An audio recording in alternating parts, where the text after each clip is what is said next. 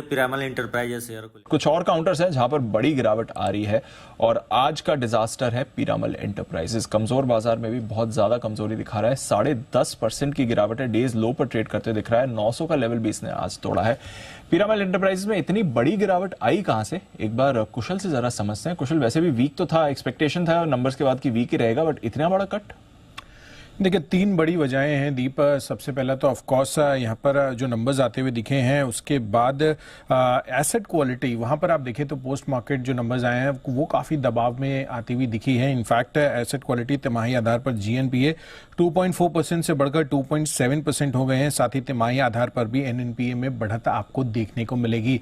यही नहीं, retail book में कुछ सेगमेंट्स में दिक्कतें के कारण तिमाही आधार पर 90+ जो डीपीडी होता है, यानी कि डेज पेमेंट ड्यू, वो 0.5% से बढ़कर 0.6% भी अब होता हुआ दिख रहा है। तो ये एक थोड़ा सा चिंता का विषय बनता हुआ नजर आ रहा है एसेट क्वालिटी डिक्लाइन की वजह से। साथ ही कंपनी के निम्स में भी आपको गिरावट बनती हुई दिखी है।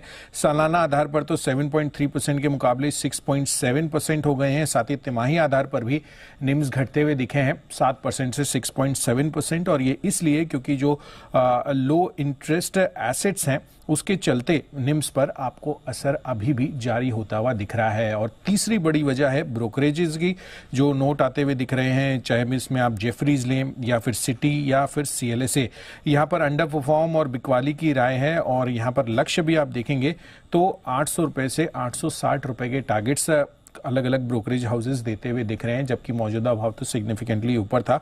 बट ऑफकोर्स आज आप देखिए तो जिस तरह से ये सब पोस्ट मार्केट नंबर्स आते हुए दिखे हैं, उसका आकलन करेंगे तो आप देखिए तो नंबर्स का जो रिफ्लेक्शन है वो स्टॉक प्राइस पे देखने को मिल रहा है।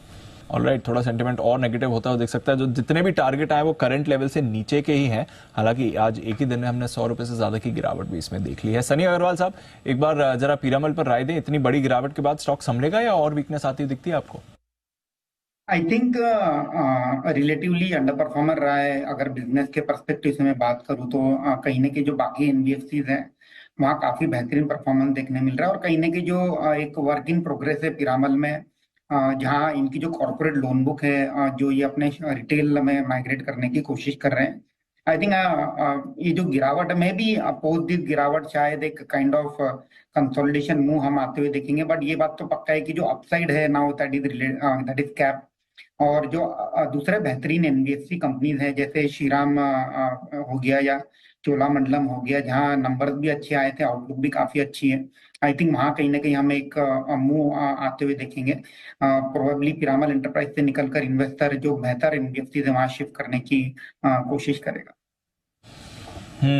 तो ये है आपके लिए पिरामल, जहां पर रखिए नजर, बेहतर एनबीएफसीज में शिफ्ट करने की कोशिश करिए। ये आपके लिए अपडेट आते हुए दिख रहा है। तो कुछ ज्यादा खास एक्शन आज दिख नहीं रहा है, इनफैक्ट काफी कमजोरी के साथ ट्रेड कर रहा है।